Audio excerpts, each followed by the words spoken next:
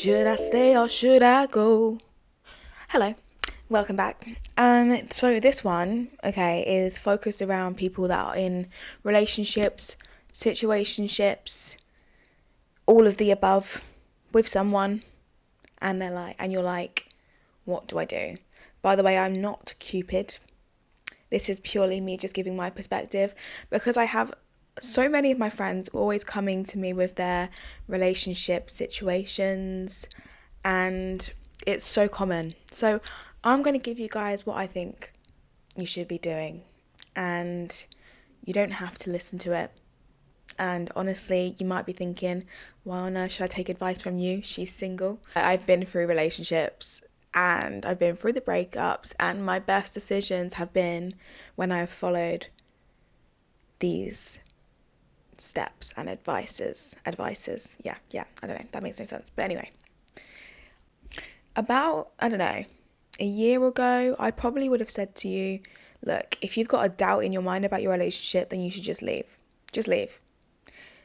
And to somewhat, I still think that, because if you have a doubt, that means that there is something in your mind that is telling you this isn't right. Something in your gut that's saying this is not right. And personally, I think if you have a doubt, that doubt is never going to go away. You can keep burying it, but it's always going to be there, and it's going to hinder your relationship. You're always going to have a little bit of a weird energy around it. You're always going to tiptoe back to the same situation that you had a doubt about. This isn't always, don't get me wrong. It could be a little twitch in a conversation. You might just need to say something, you've got a circumstance wrong, and it needed a little twitch, and then the doubt's gone because it was just all in your head. But honestly, at least 60% of the time, people don't communicate their doubts, and they just keep burying it, and they just think, oh, it's just going to go away. It's fine. But they don't. However, that being said, I do now think that a relationship is a choice. You need to choose somebody that you just want to be with forever, because no one's perfect, okay? Like, you're never going to find someone that's going to tick all the boxes. You might find Jake that has this, that, and the other. Ben had the other, this, that, and the other. Different this, that's, and the others. Different boxes ticked. And it's about figuring out what boxes you need ticked the most. And if someone can tick those and maybe not have the rest, then that's a choice that you make, that you want to stay with that partner forever. I think that love in general is such a valuable thing to have in so many different things in your life. And it's a choice. You choose what it is that you want and who you want to stick with forever. I was saying to my friend the other day, I guess it's about finding someone that you can cope with the most, because we're always going to piss each other off. We're always going to have good days and bad days. It's about finding someone you want to stick through those bad days as well as the good days. But yeah, in general, I think that definitely sticks. But also, if you have a doubt, there is a reason for that doubt. And until you either address that doubt and it's able to be wiped out, that situation, and you know your conscience is clean and you feel all groovy about it, the doubt is there for a reason, and you probably need to leave. There are probably like 3 different scenarios, okay, when it comes to being in like a relationship or whatever. One of them, the first one, is you're with someone and they've cheated on you. This one is a no-brainer for me. I'm like, leave that motherfucker. Like, okay, fine, they might have made a mistake and, you know, they want a second chance, but I'm just like, if you have poured your energy in elsewhere other than your person, there was a reason for that. You were obviously not happy in this relationship as well, and you couldn't come to me beforehand to address your concerns or situation. There might be one-off situations where someone has cheated and it was they've been blackout drunk, blah, blah, blah. But I still just think, like, you need to be more responsible. But ultimately, if someone's cheated on you, you've got to think to yourself, were they happy? Because when you first get with someone, the last thing, in my experience, okay, when you get with someone and you're so in love with them, the last thing I think about, or generally you think about is someone else. When you're on a night out, all you want to do is see your person, not someone else. And when it comes to speaking to other people, this is another thing. I personally do think this is a form of cheating. You know deep down if the conversation that you're having with someone else whilst you're in a relationship, if it is genuinely clean and innocent, you know deep down. And you might come across that, you are being innocent and nothing is wrong in what you're saying. But if in your mind you have an ulterior motive that you might kind of like this person, you might kind of fancy them, I think you need to think to yourself, should I be feeling like this? Should I be wanting to act in elsewhere? Should I be feeling curious?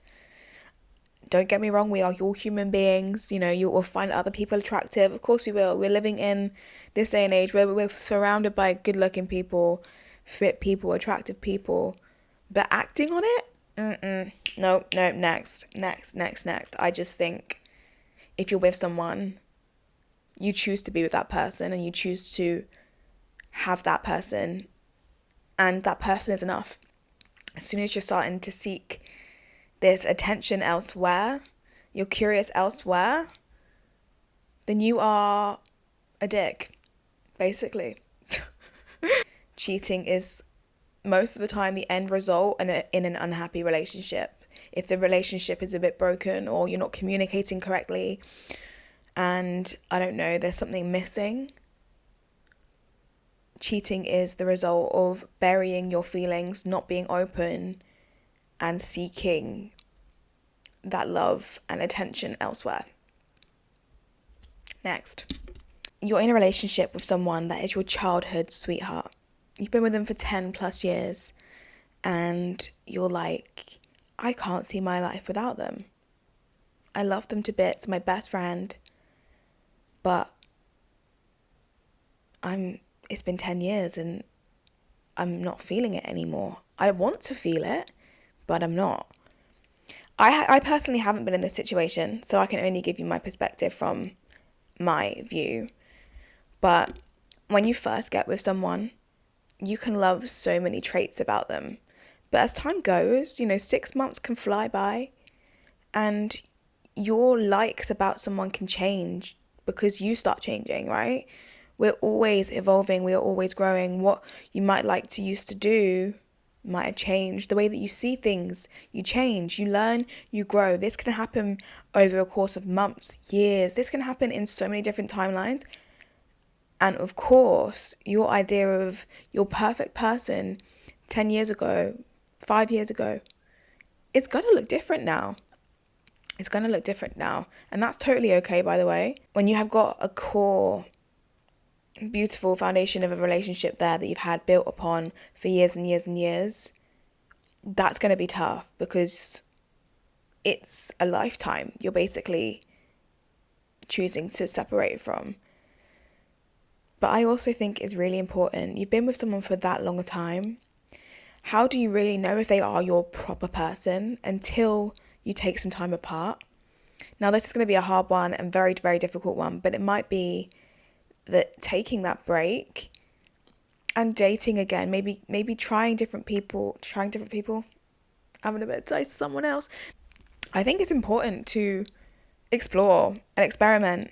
You've got your whole lifetime. You've got your whole life and you've been with someone for the most of your life, the same person. How are you meant to know if they are your person? The only love that you know is the one that you've had, and you think that you're happy, but you could be so much happier elsewhere, and you might not be, but you never know until you explore those areas. And I think it really does come down to communication.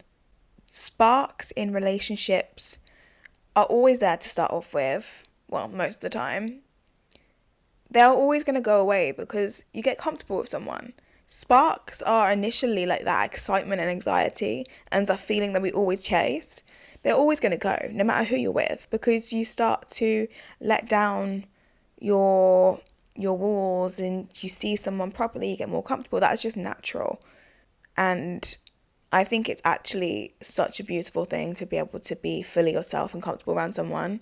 And if you can love someone once, you can love them again. Like, you literally have capacity. It's scientifically proven, by the way. I did do a bit of research, but you can fall in love with someone over and over and over again. Different people, you can feel that same thing again. So if you're scared of not finding love again, I've got good news for you. Pop it. There is so many ways and so much time for you to find it again. The world is so big as well. Think you've been with someone for 10 years and that's all you've known. You could, I don't know, split up, for example, and you could, when you're ready, of course, start dating again and realize that, oh my God, he was the one or she was the one. But until you do that, you will never know.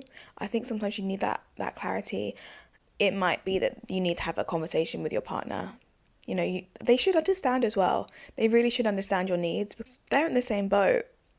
It'll probably be very hard to say, but you should know each other enough and trust each other enough that whatever's going to happen will be for the best of you, for you both.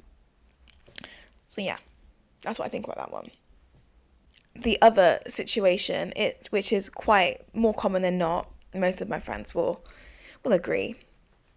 When you're in a situationship, a relationship, whatever it is, maybe you haven't got a label on, which is, I think, great to the most part because labels can cause a lot of people anxiety, blah, blah, blah. But if you're dating someone and you're dating each other for a while, it's definitely important to have this conversation because you might assume that you are something and the other person will be doing other things. They probably will be seeking other relationships while still seeing you, even though you've been dating for months or something. Which, by the way, is totally okay if you haven't had that conversation. But you need to have that conversation. Otherwise, everyone's just going to be broken. You're going to end up hurting until you have literally sat down and been like, are we on the same page? Are you seeing anyone else? If you are, then cool. I just need to know because I am not seeing anyone else. And I'm kind of falling for you. I'm not going to lie. And it might be that conversation makes them say to you, oh, shit. I'm really not on the same page. I'm not really wanting to go any further with this.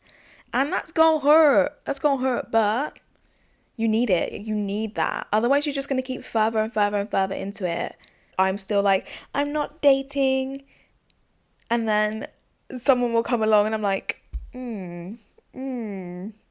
okay, you intrigue me and you interest me.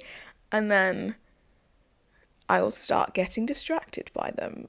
I will start feeling something for them. And I'm like, I don't really want anything serious, but at the same time, I kind of like your company.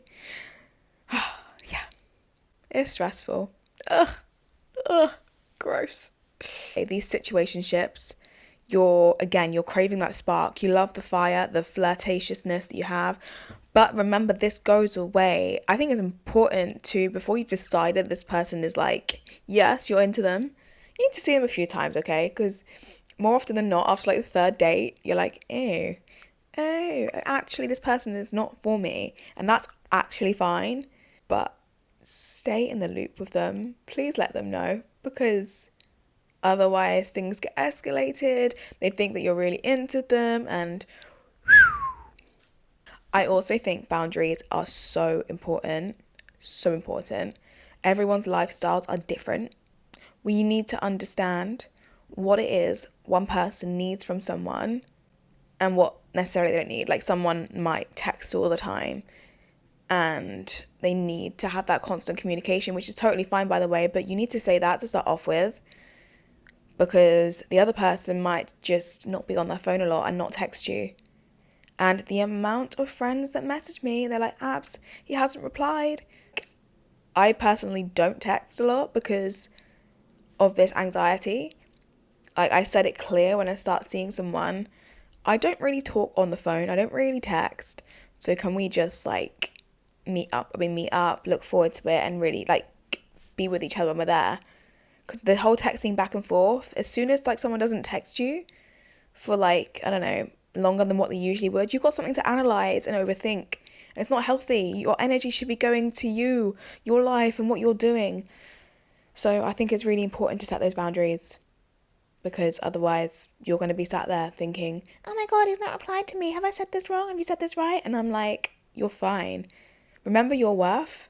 Remember that you are living this life for you. Life. Anyone that comes into your life should just be an added value. You don't need them. They're just an added value. That being said, if you're in one of these situationships and you've been with someone for, I don't know, it doesn't really matter how long, but you're kind of with someone and the sparks have just gone. I sometimes just think that you need to have a conversation and be like, hi, that this is not where I'm at. Are you feeling the same? And that seems like really obvious, and it's probably like, oh, I could just Google this stuff, Abby. Why are you telling me all of this? But it is kind of something you just need to hear it. Just ask them. And it's actually really daunting to be really transparent and open with someone when you're feeling something, because there's a worry that maybe they're not feeling the same, or you're going to hurt them, or you think you're going to come across a certain way. But you're not. You are just human. You're navigating your thoughts, and it's actually super attractive to be transparent. It's rare. And I think if you are not being transparent, you are ultimately just being a people pleaser. You're trying to please the relationship, but you are not valuing yourself and your worth. You need to just speak about it, tell them. And it might be something that there's a little bit of a spark missing. They might be feeling it too. And it might just be like, do you know what? You came into my life for a reason. We had an amazing time. That's all we're going to be. I don't think it's going to go any further. It might be that, you need to ramp up the sex a little bit, get a bit little cheeky wakey. Or it might just be they are not giving you enough attention. They might be like so oblivious of this. And you're like, oh my gosh, yeah, of course. Like, I'm so sorry. Like, I didn't even think. I've been so stuck on my work and my own things that I didn't even realize I wasn't giving you attention. And it might just be a simple switch that makes your relationship click again. So have these conversations. It's hard to start off with. You're going to only grow your relationship so much more.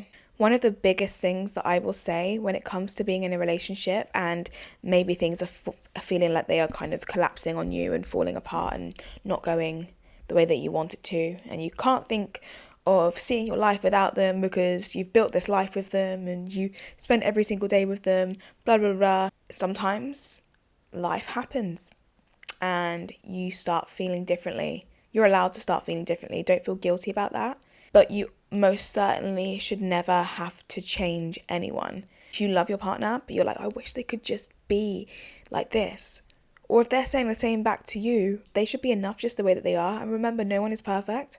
You're going to have to accept the good and the bad. Like, you can't just have the good side of it and chuck the rest in the bin. Do you know what I mean? It's not how it works, love. Not how it works. You should only change for yourself. It might even be in a situation where they're like, you need to just stop doing this. It's really unhealthy. And you know that it is as well. But until you come to a point in your realization that you're like, I need to do this for me, you're never going to do it. Like, you need to want to do something for yourself. And it needs to come from that self-love of yourself, that like, I want to do this for me, regardless of anyone else around me. So yeah, that's what I think. That's what I think. That is what I think. I always repeat myself. Very odd. Everyone deserves to feel like they are noticed and valued in their relationship. We all deserve to be queens just as much as you guys deserve to be kings. We need to notice each other. We're on the same team. And if you don't feel like you're on the same team, then sack it off. Just be honest. Just sack it off. And you should both have different lives.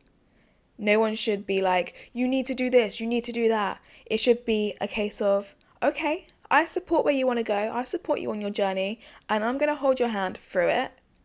And I trust that whatever you want and you feel is right for you, I'm going to trust that. And I'm going to stick through it.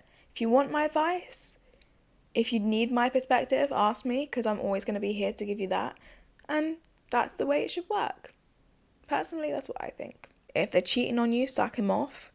If there is something really pure in your relationship that you love so much, I think it's about understanding what it is you need from someone. Have they got those things? If they do have those things and you're able to communicate and be transparent, then build on it.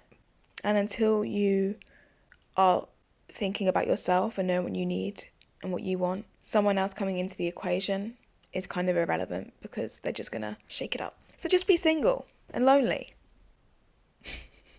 I'm single and I'm not lonely. It's actually the best thing ever. So if you haven't been on your own, I truly recommend to check out my previous episode of learning to be on your own. But I love being on my own so much. It's kind of sad really, but I love it.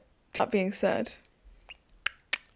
if you do wanna, no, that's all I have for today. Okay, please subscribe though, because the more people that subscribe, the better it is really, and the more I do. And I like talking, so please let me know what else you'd like me to talk about. Sometimes topics just come up in my head, like when I wake up in the morning, I'm like, ooh, that's what happened today, by the way. I should be at the gym right now, but I'm here speaking because otherwise thoughts go out of my mind. So yeah, my darling, like, subscribe, please comment, and I hope this helps anyone that's in these situations. Genuinely do, because I think that my points are quite valuable. They might not be, by the way. If they are, then great. If they're not, then cool. Anyway, I'm going to go to the gym, maybe. So see you later and have a nice day. Such small talk. Okay. And check out my music. It's Love, Abigail Ellen. My podcast can be seen on Spotify and YouTube. So why not subscribe to them both? Bye.